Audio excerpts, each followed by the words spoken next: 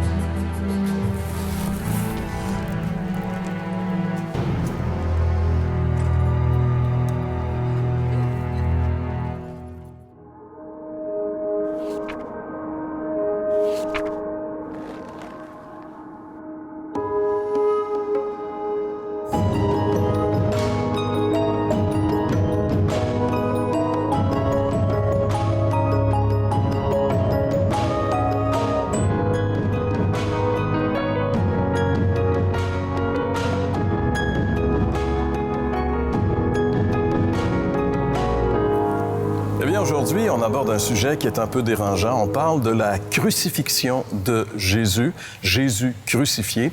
Et pour ce faire, j'ai le plaisir d'accueillir mes collègues François, bonjour. Bonjour Jean-Pierre. Ainsi que Jeff. Bonjour Jeff. Bonjour monsieur. On a dit dans le début de l'émission que parler de la crucifixion de Jésus, c'est un sujet un petit peu mystérieux, un petit peu délicat. Est-ce que encore aujourd'hui, en 2015, c'est la même perception qu'on devrait avoir auprès des gens? Est-ce que on n'a pas évolué, puis aujourd'hui, on accepte mieux la notion de crucifixion de Jésus? Mais je pense que même aujourd'hui, on l'accepte encore moins facilement parce qu'on est tellement dans un temps de performance, de succès total. Quelqu'un qui finit après une carrière de 3 ans, qui a fait des miracles, bon, c'est un phénomène quand même, et il finit abandonné, crucifié, il est même pas reconnaissable, tellement ils l'ont battu. Ça doit mettre un malaise. Et François, toi, tu es allé voir les gens. Est-ce que la perception qu'ils ont de la crucifixion est sensiblement la même que les gens avaient du temps de Jésus? Si je résume, là, je dirais le mot malaise, parce que c'est pas évident. Je trouve qu'il y a un paradoxe dans cette histoire de crucifixion de Jésus. D'abord, d'un côté, on peut dire que tout le monde est au courant de ça. Qu'on dise que c'est un mythe ou pas, tout le monde connaisse le principe, l'idée. Et par contre, très peu réalisent la raison profonde de la croix. Et c'est ce qu'on va voir ensemble par rapport au malaise. On regarde ensemble le Vox Pop, si vous voulez bien. On pourrait peut-être aussi rappeler que pour répondre à nos questions, ça prend quand même un certain courage. Les gens qu'on rencontre comme ça, on les remercie parce que c'est pas n'importe qui veut donner son opinion sur des sujets aussi touchés. Hein? Oui, c'est ça. Il y a un malaise, en effet. On écoute ça. Pourquoi Jésus-Christ a été crucifié? Bon, je pense qu'on va couper ça là. Merci. Je m'en calisse. Ah, mon Dieu. Non, je m'embarque pas là-dedans. Moi, je suis un athée. Je ne crois pas en aucune religion. Je n'ai aucune idée. Il y a du monde qui ne l'aimait pas. Il dérangeait. Il dérangeait par sa philosophie, les grands prêtres juifs. Et on s'est arrangé pour l'éliminer. Pourquoi on en parle encore autant aujourd'hui? Des films viennent encore de sortir. Commercialisé intense, tout le monde en parle, ça fait des milliers d'années. On n'a même pas le choix de croire quand on est, c'est ridicule. Non, ça me vient pas à l'esprit, là. Non, je peux pas expliquer ça. Non, j'ai pas d'opinion sur ces choses-là, moi. Okay. Parce que ça a été très marquant, puis ça a réorienté la masse humaine. Là. Ça s'en allait tout de travers, puis ça prenait pas des bonnes tangentes, à mon avis. On remercie vraiment les gens qui répondent à notre question. On sait qu'on n'a pas souvent des questions très faciles, puis on aborde des sujets qui sont pas communs. Hein, lorsqu'on parle de la crucifixion de Jésus, c'est sûrement pas un sujet qui fait partie du dialogue quotidien des gens. Donc, on peut voir quand même à travers la réaction du Vox Pop, François, que ça jette vraiment un mal à l'aise. Hein. Les gens étaient mal à l'aise de répondre à la question. C'est clair. Écoute, Jean-Pierre, pour le bénéfice de nos auditeurs, quand je faisais le Vox Pop, normalement, je faisais 2 questions à la fois, dans le sens 2 émissions à la fois.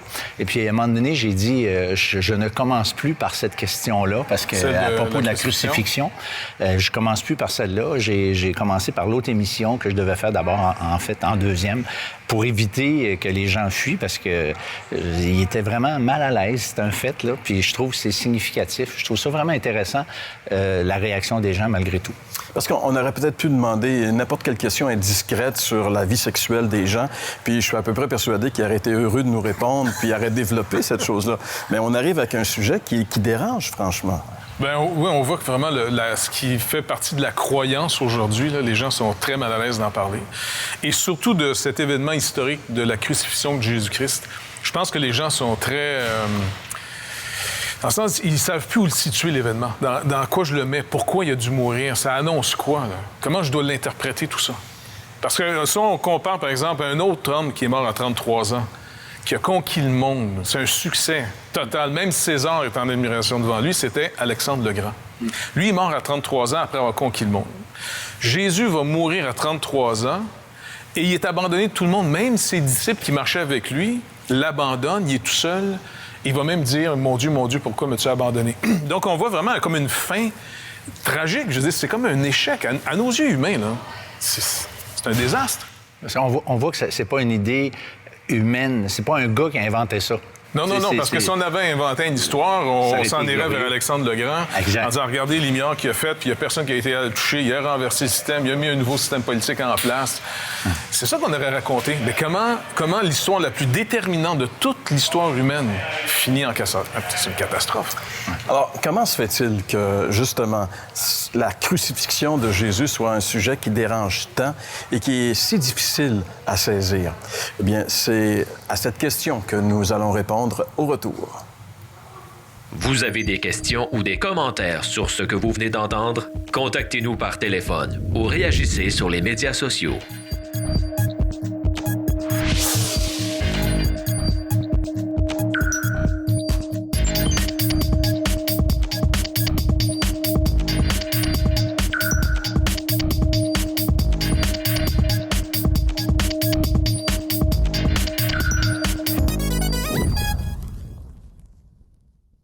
En réalité, la crucifixion de Jésus, c'est quelque chose qui est tout à fait insaisissable par l'esprit humain.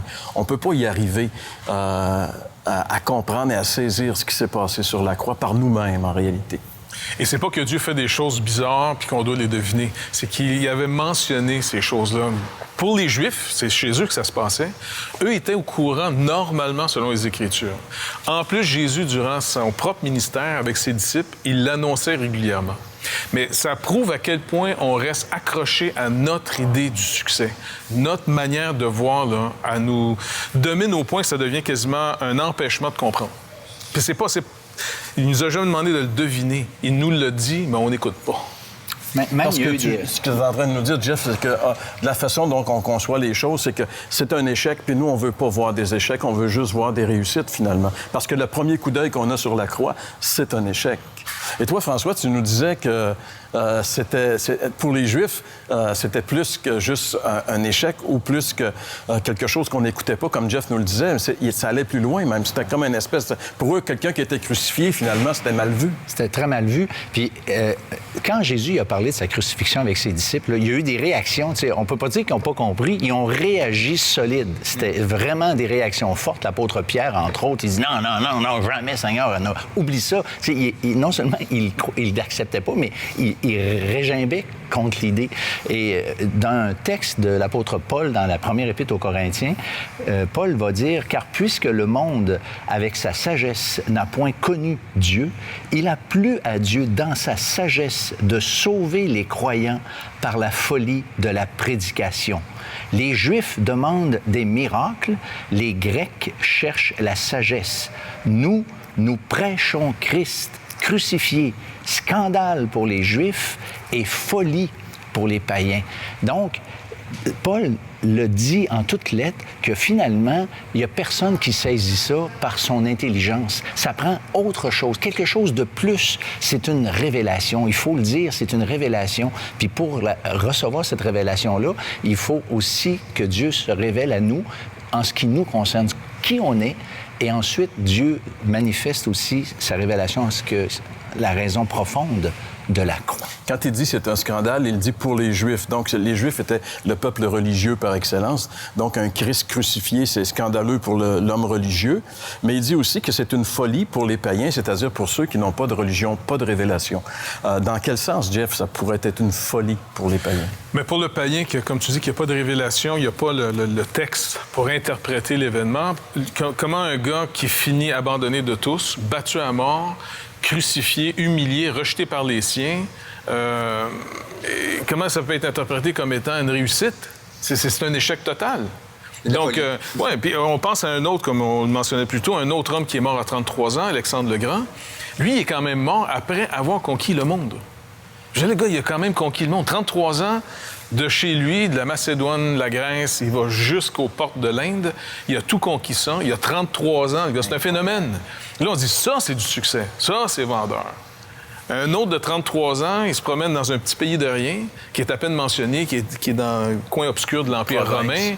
Lui qui est en plus proclamé roi des Juifs, il est humilié même par son propre peuple. Il finit battu, crucifié, couronné d'épines, en moquerie, nu sur une croix de bois. Donc, déjà pour le païen qui est là à Jérusalem, là, il dit, écoute, pauvre gars, c'est un illuminé, il est fou, il a fini mal. Donc, c'est dans ce sens-là que c'est une folie. Ah oui, c'est une folie. Mais pour le Juif, lui, c'est pas une folie. Lui, c'est un scandale. Parce que le Juif, dans sa Bible encore, il y avait un verset bien étrange dans le Deutéronome. Et puis, il s'était dit, si quelqu'un meurt pendu au bois, ça veut dire que Dieu l'a maudit. C'est une malédiction. Exactement. Donc, ils se disent, attends, comment le béni de Dieu peut-il être maudit par Dieu? Exactement. Alors, c'est pas évident. Mais Paul, il dit autre chose de super incroyable dans ce verset. Donc, pour les Juifs, c'est un scandale. Pour les païens, c'est une folie. Mais il dit, pour nous, c'est une puissance de Dieu. Et une sagesse. Et une sagesse. Alors, là c'est encore plus mêlant. Hein? Il va falloir qu'on prenne un temps pour essayer de décortiquer ça. Et c'est ce qu'on va faire au retour de la pause. Vous avez des questions ou des commentaires sur ce que vous venez d'entendre? Contactez-nous par téléphone ou réagissez sur les médias sociaux.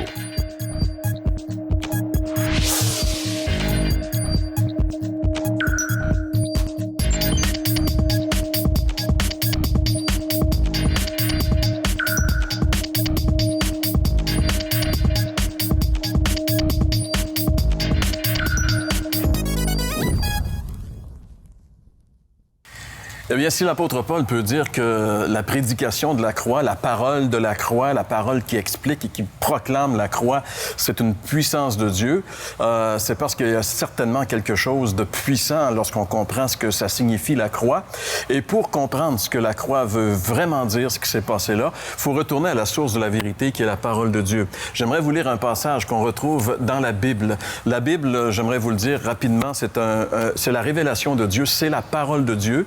Dieu a parlé à des hommes, ils ont écrit ce que Dieu leur a dit, ils l'ont conservé et c'est devenu notre Bible à nous. Et il y a deux grandes parties dans la Bible, l'Ancien Testament et le Nouveau Testament. Et dans l'Ancien Testament, il y a toute une série d'hommes qui parlent et qu'on appelle des prophètes, des gens que Dieu a utilisés pour nous faire connaître sa pensée. Et parmi cette série de prophètes de l'Ancien Testament, le premier de la série, c'est Ésaïe, le prophète Ésaïe. Et lui, il a parlé de Jésus 7 siècles avant que Jésus vienne. Et la preuve qu'il était un homme inspiré de Dieu, c'est qu'il a décrit en des termes tout à fait incroyables ce qui allait se passer sur la croix lorsque Jésus allait y être suspendu. Et voici ce qu'il dit dans le chapitre 53 de sa prophétie, les versets 4 et 5. « Pourtant, ce sont nos souffrances qu'il a portées, c'est de nos douleurs qu'il s'est chargé. Et nous l'avons considéré comme puni, frappé par Dieu et humilié. Mais lui, il était blessé à cause de nos transgressions, brisé à cause de nos fautes. La punition qui nous donne la paix est tombée sur lui, et c'est par ses blessures que nous sommes guéris. » Le prophète ici souligne qu'il était blessé à cause de nos transgressions et brisé à cause de nos fautes. En réalité, le prophète est en train de révéler ici que nous, les êtres humains, on a des fautes et des transgressions. Donc, on est jusqu'à un certain point coupable devant Dieu. Est-ce que ça expliquerait pas jusqu'à un certain point, Jeff, cette espèce de sentiment de culpabilité qui habite presque tous les êtres humains? Oui, c'est quasiment universel. Hein? Si on regarde dans toute l'histoire de l'humanité, dans toutes les cultures, on essaie de gérer ce problème-là de la culpabilité par toutes sortes d'offrandes, d'œuvres, de pratiques, de religions. Parce que c'est là, c'est dans notre tête. Il n'y a personne qui nous l'a même inculqué, parce qu'aujourd'hui, on dit toujours « Ah, c'est à cause des valeurs judéo-chrétiennes ». Non. Non, les gens, la nouvelle génération ne sont pas instruits dans les valeurs judéo-chrétiennes, puis ils se sentent coupables, ils se sentent mal. Il y a quelque chose de pas réglé. Et la manière qu'on compense, c'est de faire des œuvres à succès. Tu sais, aujourd'hui, il y a des gens, j'entendais le reportage d'un jeune qui, c'est un mannequin, qui se fait tatouer toutes sortes de mots. Et puis, celle qui l'interrogeait lui demandait, mais pourquoi? Il dit, moi, là, ce que je vise, c'est de devenir populaire, je veux être connu. Donc, on voit ici, le gars veut triompher de ce sens d'être rien par un grand succès. Dieu, finalement, va nous racheter, pas en nous mettant justement sur un programme pour dire, OK, les meilleurs vont rentrer, puis les losers, bye-bye. Au contraire, il va casser tout espoir dans le succès. C'est pour ça, encore une fois, on est fasciné par des Alexandre le Grand. Mais Alexandre le Grand, c'est un quasiment dans toute l'histoire de l'humanité. Même si César, un jour, la légende raconte qu'il avait vu une représentation d'Alexandre le Grand, il s'était mis à pleurer. Parce qu'il dit, lui, là, à mon âge, j'avais déjà conquis le monde. Ça, César est complexé devant un Alexandre le Grand. Je veux dire, il faut le faire quand même. Puis là, on parle des grands de ce monde comme Alexandre le Grand, César, ainsi de suite. Jésus vient. Il va inaugurer un chemin, mais qui nous avait déjà expliqué, mais on n'écoute pas. Israël, ici, n'a pas écouté justement ce qu'Isaïe disait du Messie. Ou encore, si vous regardez dans le psaume 22, sa crucifixion est décrite. Là, c'est le roi David, 1000 ans avant Jésus-Christ, décrit qu'il va être cloué, les mains vont être percées. On n'écoute pas, puis après ça, on ne comprend pas ce qui est arrivé. Mais quand le Seigneur nous accorde de voir que c'était notre culpabilité qui portait, parce qu'il faut un châtiment. C'est comme quand on fait des niaiseries. Tu sais, quand t'étais... Toi, par exemple. Oui. quand on est petit, là, tu sais, je me rappelle, là, tu fais quelque chose de pas correct, tu rentres chez vous, puis là, ta mère dit, ton père va en entendre parler de ça. OK, bon. Là, ton père arrive, ta mère raconte l'histoire, puis bon, c'est... Là, il dit rien. Écoute, c'était pire. Donne-la la claque qu'on en finisse, tu comprends? Que je retrouve après ça ma liberté. Mais on sent qu'il y a une dette, il faut le payer. C'était soit aller dans ta chambre ou soit... Dans ce temps-là, des fois, c'est un sentiment de culpabilité. Il y avait des claques qui partaient. C'est ça, oui. Mais c'était légal dans le temps. C'était légal dans le temps. mais ici, dans le contexte, le Seigneur nous montre cette paix qu'on retrouve, parce que le croyant retrouve la paix avec Dieu et avec lui-même. Parce qu'il entend le pardon de ses fautes. Il n'entend pas l'explication, il n'entend pas « voici un programme ». Il entend Dieu dire « écoute, je t'aime et je ne ferme pas les yeux sur ce que tu as fait. Ouais. Mais je vais payer. Il n'enlève pas la gravité. Il n'enlève pas la gravité, mais il paye. Mais c'est ça. Ça, c'est là qu'est la différence entre quand tu étais flot, là, puis que tu te fais pogner, puis tu subis ton châtiment. Là, tu es soulagé. Mais le croyant qui est sauvé par la grâce de Dieu, lui, il peut expérimenter cette même satisfaction, mais pas parce qu'il subit le châtiment, mais parce qu'un autre l'a subi à sa place. Et dans Ésaïe 53, 8 fois au moins, on voit que Jésus, sur la croix, a porté nos péchés. Et le verset, moi, qui me renverse le plus, c'est le verset 10 dans le même chapitre 53. « Il a plu à l'Éternel de le briser par la souffrance après avoir livré sa vie en sacrifice pour le péché. » Autrement dit, Jésus a été celui qui a été par Dieu, considéré comme le responsable des péchés du monde entier. D'ailleurs, c'est ce que le Nouveau Testament nous dit clairement. Donc, le châtiment ayant été payé, on sort de là avec une paix. Wow! Moi, je vois un peu la croix comme le paratonnerre. Tu sais, le paratonnerre, il absorbe la foudre, hein? Ouais. Au lieu que la foudre tombe sur ta maison, elle tombe sur le paratonnerre, puis lui, il l'amène dans les grandes dés. Eh bien, Jésus, il est comme situé comme un paratonnerre dans le milieu de l'histoire de l'humanité.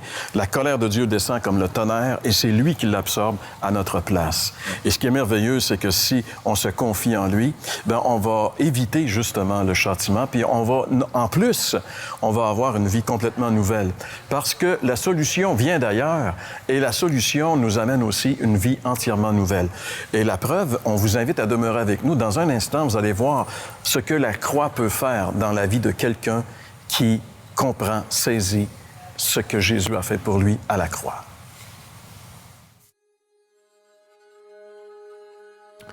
Donc, depuis que j'étais petit, en fait, il y avait un vide qui se développait en moi.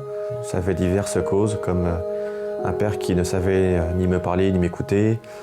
Mon frère, il y avait de gros problèmes avec lui. À l'école, j'étais l'intello souffre-douleur, on va dire. Et puis tout ça, ça me rendait très coléreux, manipulateur, distant. Et une fois que j'étais étudiant, j'ai voulu noyer cette peine dans l'alcool, la fête, en courant après les femmes. Et au final, après quelques années, je me suis rendu compte que je faisais beaucoup de mal autour de moi, puis surtout à moi-même. Comme j'avais grandi dans une famille dite chrétienne, j'ai voulu revenir vers Dieu. Le problème, c'est que j'étais coincé dans ce que j'appellerais la religion, c'est-à-dire que je ne croyais pas que Dieu agisse de nos jours concrètement comme c'est écrit dans la Bible. Parce que pour moi, c'est un peu comme des légendes. Donc du coup, ce que je faisais, ça se limitait à des actions à faire par tradition. C'était ça ma foi, ou mon semblant de foi. J'allais à l'église chaque semaine, mais finalement, je ne connaissais pas Dieu. Et du coup, c'est tout seul que j'essayais de changer. Et bien sûr, j'y arrivais pas du tout. Au final, j'ai traversé une grosse dépression. Mon premier mariage s'est terminé en divorce. Et le pire, c'est que même dans mon deuxième mariage, je continuais à me saouler régulièrement et puis la colère ne me lâchait pas. Ma nouvelle femme, je l'ai connue en allant voir des chrétiens qui étaient différents. En sens qu'ils avaient une réelle soif de connaître Dieu. Et puis j'ai vu beaucoup de vies qui avaient été changées par lui. Ça m'intriguait beaucoup. Une fois, alors que je me rendais dans une église, il y avait des paroles qui m'étaient destinées. Ça faisait bizarre, mais en fait, c'est comme si Dieu me parlait directement. Parce qu'on me disait d'arrêter le combat contre lui, de me laisser porter par son amour. Ça me faisait peur parce que moi, ce que j'aimais, c'est tout contrôler. Quand j'ai finalement accepté de me laisser aimer par Dieu, d'arrêter la lutte contre lui, alors là, j'ai eu la plus grosse claque de ma vie, quoi. Ça m'a complètement retourné vu que j'ai senti concrètement, de façon tangible, l'amour de Dieu pour moi. Et du coup, après, j'étais vraiment une nouvelle personne. C'est que j'avais beaucoup moins de colère, j'avais beaucoup plus d'amour. Et je me suis rendu compte que les choses dont parle la Bible, je les vivais dans ma vie. J'ai senti que Dieu m'aimait. Et quand tu sens que Dieu, avec la taille qu'il a, qui t'aime toi, concrètement, comme un père, c'est génial, tout simplement. Je suis donc vraiment une nouvelle personne grâce à Dieu. Bien sûr, je ne suis pas parfait, mais il me change de l'intérieur. Et je m'appuie sur lui, ce qui fait qu'avant, là où j'aurais abandonné, maintenant je tiens. C'est plus une religion maintenant, c'est une relation, tu vois. C'est Dieu qui m'aime et je vis quelque chose d'authentique, d'intime avec ce Dieu qui est mon Père. Et ça, c'est formidable en fait. Parce que il ne peut pas te forcer à l'aimer, Dieu, ça ne serait pas de l'amour. Lui, ce qu'il veut, c'est que tu choisisses de l'aimer. C'est ce que moi j'ai vécu avec Dieu, c'est mon histoire. L'heure de la bonne nouvelle vous invite à participer à l'un des nombreux déjeuners de l'espoir. Ces déjeuners ont lieu dans plusieurs restaurants réputés de la province et vous sont offerts gratuitement. Pour connaître les détails concernant l'endroit, la date et l'heure pour votre région, composez le numéro sans frais 1-866-509-1319. Vous pouvez également consulter le site web www.déjeuner.org. La série complète sera disponible sur DVD dès la fin de la saison.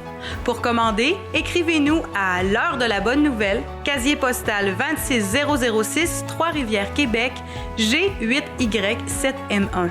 Vous pouvez également le faire par courrier électronique à info@hbn.ca. Vous avez des questions ou des commentaires sur ce que vous venez d'entendre? Contactez-nous par téléphone ou réagissez sur les médias sociaux.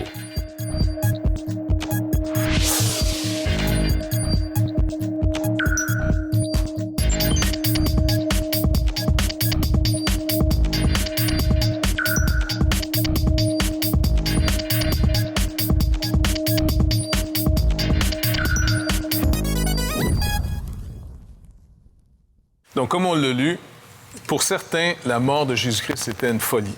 Pour d'autres, c'était un scandale. Mais il est aussi écrit que pour ceux qui ont reçu ce message, cette bonne nouvelle, c'est devenu la puissance de Dieu. Pas juste la puissance de Dieu, même la sagesse de Dieu.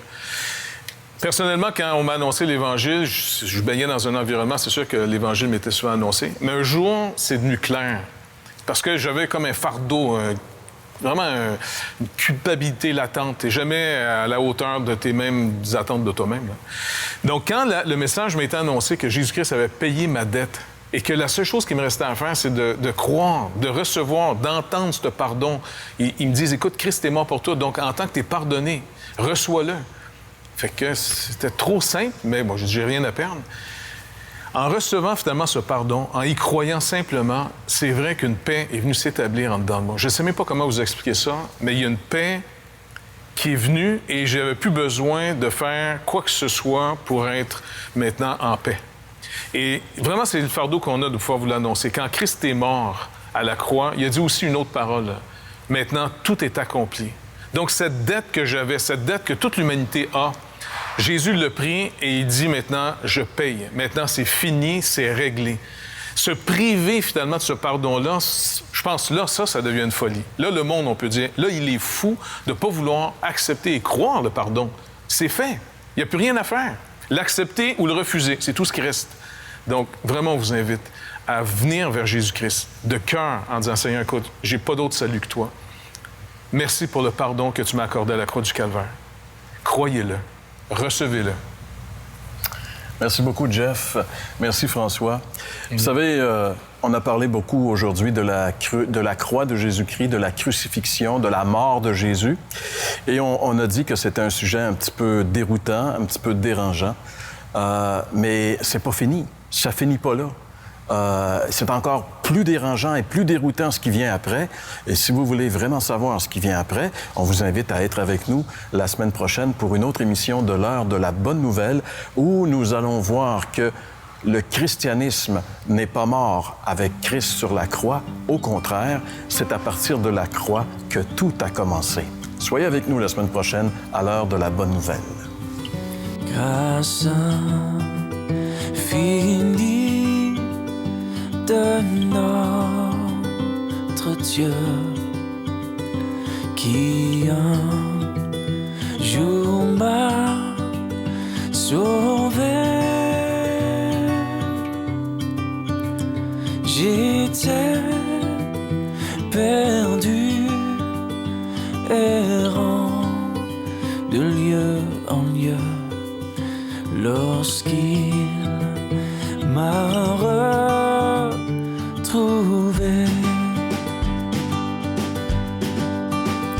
Ma vie fut complètement changée au moment où j'ai cru. Depuis ce jour, de tous les dangers, sa grâce m'a secouru.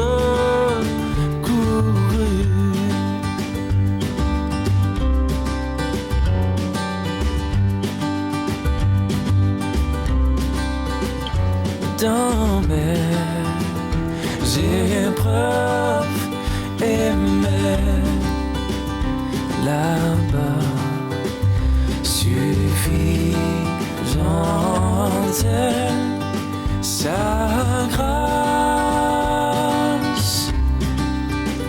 Je peux toujours compter sur sa faveur à